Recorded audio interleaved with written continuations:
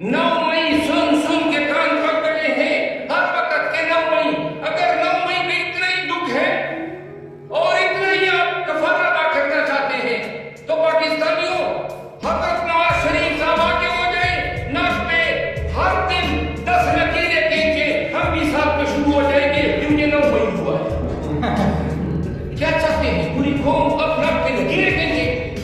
9 मई क्या हुआ है? 9 मई को आपने तहरीक इंसाफ का शिराजा बिखेरा है।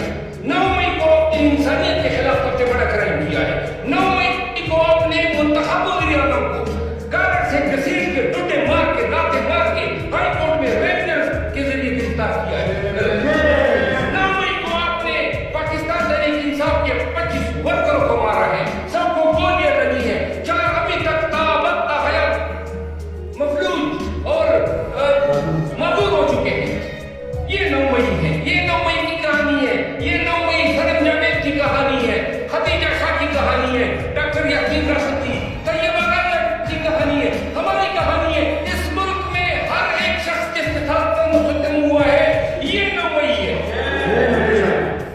आपने हाई कोर्ट के कैमरे का सीढ़ियां जो है वो चोरी किया।